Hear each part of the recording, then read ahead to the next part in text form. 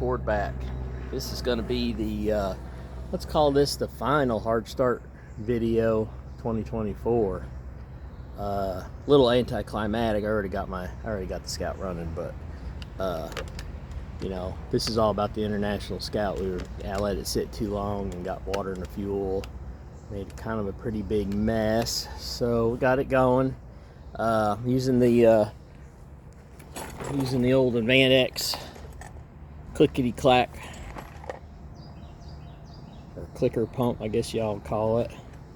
And this is the marine version. And the reason why I bought the marine version is low pressure. Supposedly this only does 3.5 pounds, and we're going to see here that that's not always true. But we'll take a look at that. But anyway, it's done pretty good for me. Had a little trouble getting it going this morning because the voltage on the battery ended up being low. It was about 10 volts, and that pump did not like it. It pumped a little bit, but I couldn't get the pressure. I couldn't get the pressure to even go past 2, and it took a long time to get fuel up the fuel line to the bowl, to the carburetor. So I went ahead and used the thermoquad carburetor I had on the bench.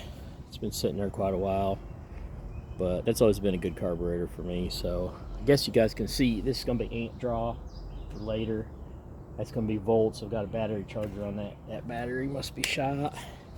So let's go ahead and flip the switch and see what happens. Now it's not quite 100% down on pressure. Like I said, I have run it, but I did bleed it out pretty good. So we'll go ahead and throw it on. This isn't 100% the best setup because obviously the pump should be below where you're drawing fuel, and I'm not quite there, but I had primed it, so. And see, it primed up pretty quick, and you can hear it, and you can feel it pumping. When the voltage was low, I could barely feel it, barely feel it, and I do got a leak. I just saw it.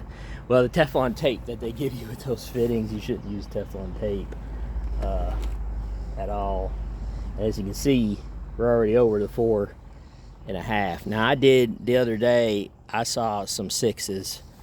I don't want to let it go that high because I'm afraid I might flood the carburetor. I've actually been checking. Yeah, I've been checking just to make sure I'm not pushing fuel, because that's an old carburetor, that needle and seat. And you can see by the amps, it doesn't draw very much, but it does kind of bounce around. 1.4. And there's your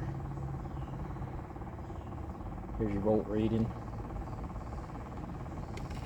So it needs a good 12 volt source to run. And it gets hot pretty quick. Obviously you're in the sun. But this is a brand new gauge, so we're already over the 3.5 rated. Now, like I said, I saw some 6s and I saw a 7 the other day, deadheaded.